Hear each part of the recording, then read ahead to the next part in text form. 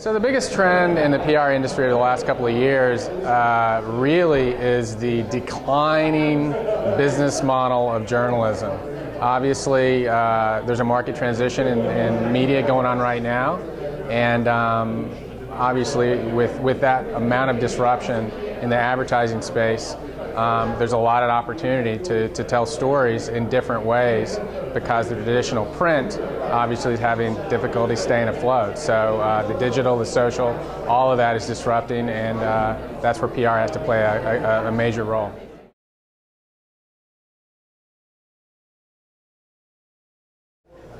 So the biggest challenges facing PR right now, I think what we've learned here at the Holmes Conference, the PR Summit, I think really is about being able to tell a story in an honest and transparent way for your company, for your client, for your brand. And you know, traditionally you pitch a story to media, you get media coverage, and your client's happy, your company's happy, your boss is happy. But I think the sophistication of audiences because of social media, because of the 24/7 nature of news, you have to give something a little more compelling on the storytelling side. And I think the shift in media spend, clearly marketing gets the major amount of dollars, but where social media resides, is it in marketing, is it in communications, is it in both?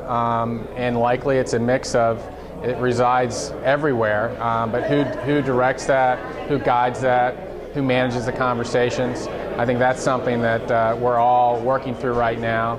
And then I think the holy grail of all of this, and what's been talked about a lot in the industry, is how do you measure success and impact of what PR, what communications is doing? And I think that social gives you some ability to do that because people who interact with you raise their hand and engage with you, and so you can count them and you can kind of see who that audience is.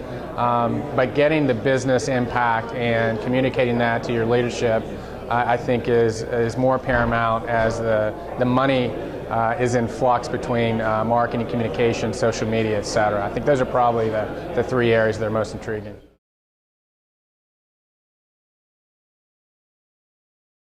The PR industry in 2020, that's what, 8 years from now, 7.5 years from now, you know, it's not going to be that different. I think everybody is going to have to be a social media practitioner and expert, and I think that's a new skill that's going to be brought into PR, that if you're not an expert, if you're not a practitioner, then you're not going to be a good PR person.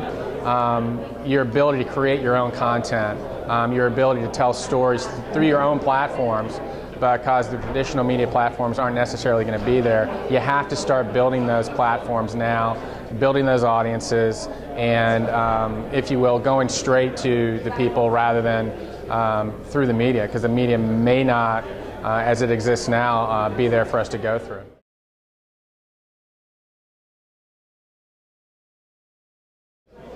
So brand journalism, I think, is certainly an intriguing topic that to me means you know, supporting the stories and the concepts that your company wants to tell.